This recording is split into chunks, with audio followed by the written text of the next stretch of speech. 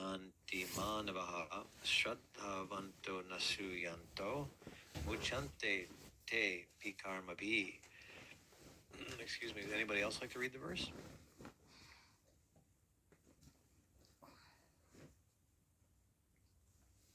No? Okay. We'll do the word for word. Ye, those who, may, my, matam, injunctions, idam, these, nityam, as an eternal function, anutishtanti, execute regularly, manavaha, human beings, shradavavanta, with faith and devotion, anashuyantaha, without envy, muchante, become free, te, all of them, api, even, karma be, from the bondage of the law of fruitive actions. Translation. Those persons who execute their duties according to my injunctions and who follow this teaching faithfully without envy become free from the bondage of fruitive actions. Okay, we'll read the purport. The injunction of the Supreme Personality of Godhead, Krishna, is the essence of all Vedic wisdom, and therefore is eternally true without exception. As the Vedas are eternal, so this truth of Krishna consciousness is also eternal. One should have firm faith in this injunction without envying the Lord. There are many philosophers who write comments on the Bhagavad Gita but have no faith in Krishna. They will never be liberated from the bondage of fruitive action. But an ordinary man with firm faith in the eternal injunctions of the Lord, even though unable to execute such orders, becomes liberated from the bondage of the law of karma. In the beginning of Krishna consciousness, one may not fully discharge the injunctions of the Lord, but because one is not resentful of this principle and works sincerely without consideration of defeat and hopelessness, he will surely be promoted to the stage of pure Krishna consciousness. What a nice purport. We may end up doing more than one verse. I was thinking we would do verse 31 and 32. They kind of go together. But let's talk about this one first.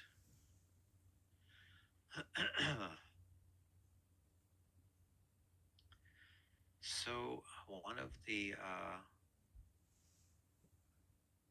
reasons why Srila Prabhupada's Bhagavad Gita is so potent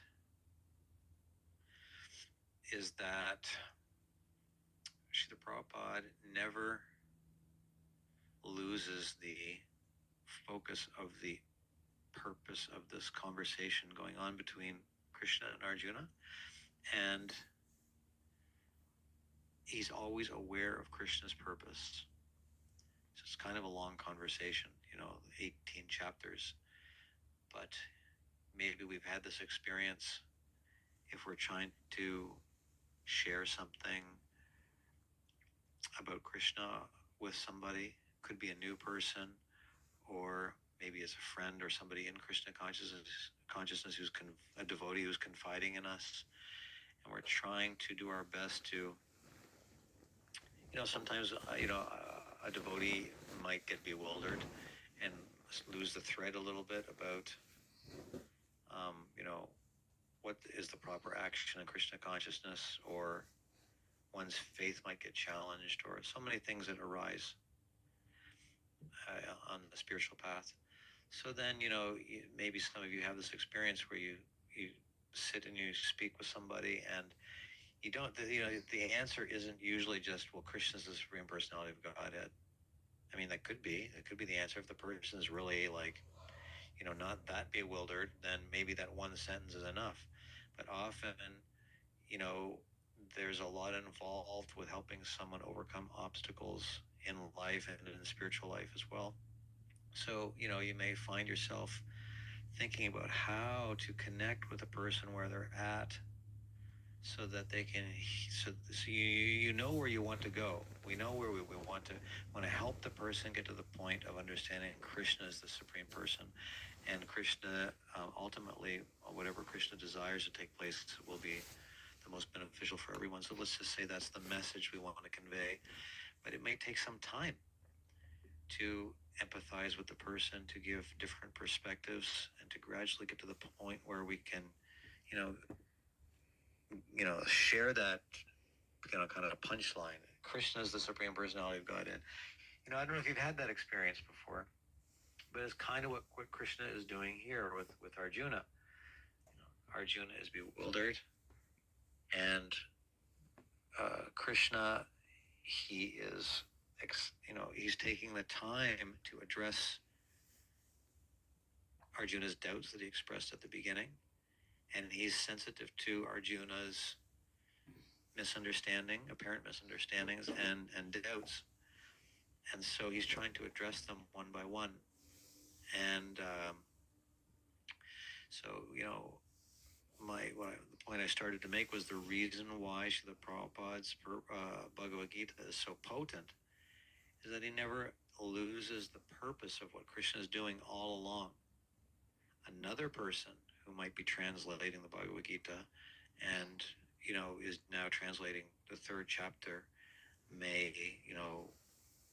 not understand that behind the message of the third, because sometimes it's said that in the Bhagavad Gita is kind of divided up into three parts. The first 6 chapters, actually Prabhupada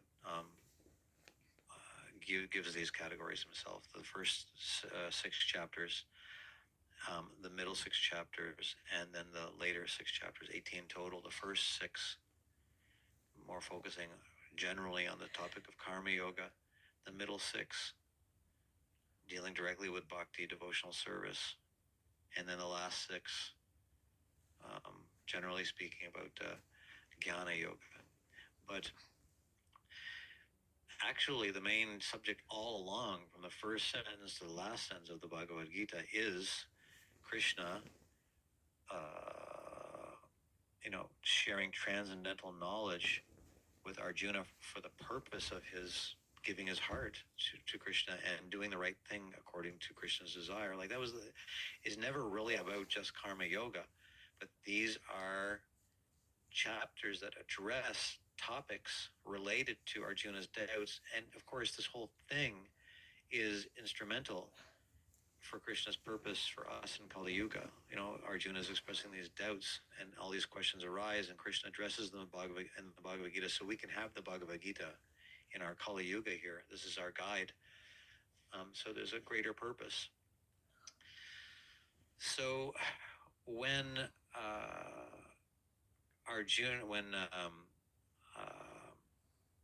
Prabhupada is translating, he's giving this translation, and in the purport, he is bringing it right back to the core message about like what is actually the essence of all Vedic wisdom found right here. And you may recall in the previous verse, I think it was, one second here,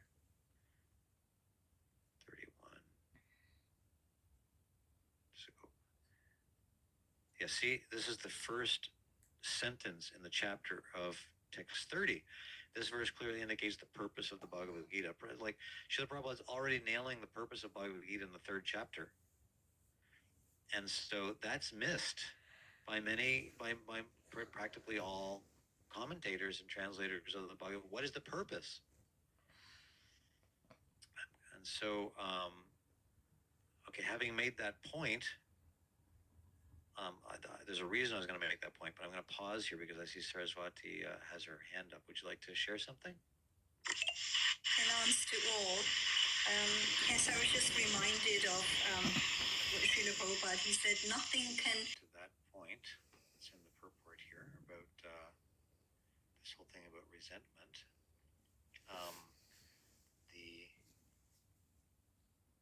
To touch on before moving on to that was the reason why I was making that point about how Prabhupada doesn't lose the focus is because here it appears that there are 2 kinds of duties that are being referred to.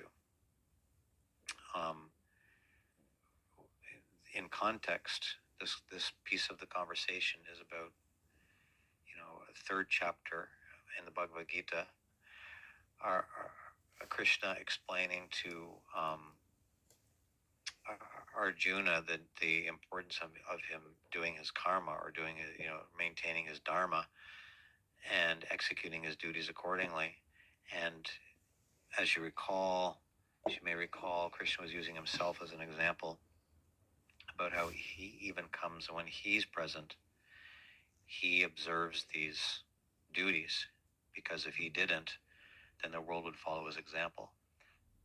So on one level, this verse is talking about somebody who executes their duties in this way, according to the injunctions of the Vedas. They do their duty faithfully according to their dharma, and they do this faithfully without envy. We'll come to this point about envy and resentment. Become free from the bondage of fruit of actions, and so that's clearly consistent with the conversation that's going on in the third chapter. Krishna is saying to Arjuna that you have to do your duty and do it without envy, and execute it faithfully, and then that's actually the path to freedom. And Prabhupada is like pulling the he's pulling, what's the word? He's like drawing the veil open to the to the inner intention here of Krishna from beginning to end, which is that, so Prabhupada's purport here is focused on not so much that one has to execute just one's dharma, but one actually has to surrender to Krishna as the ultimate dharma. So he's taking it like, offering that a level of depth that would be missed by another commentator or translator of the Bhagavad Gita, because they may not know the inner purpose of the Lord. And so one should have firm faith without envying the Lord. Okay, so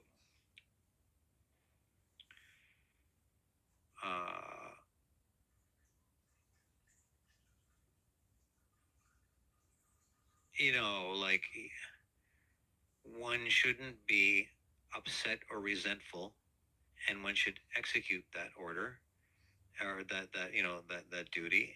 And even though if one isn't successful entirely, that because one is trying one's best and is not resentful, even though we may do something imperfectly, then ultimately one can achieve success. And so this is both true when we're talking about just maintaining our position in society. If we were to skip 2 verses ahead, in 2 purports from now, Prabhupada's going to talk about how we can't just artificially go off and be some kind of yogi or transcendentalist and just abandon all of our duties in life and think that's going to be spiritual. Like that's 2 purports for now. Prabhupada's going to dig into that. So that can be tempting. That we may be unhappy in some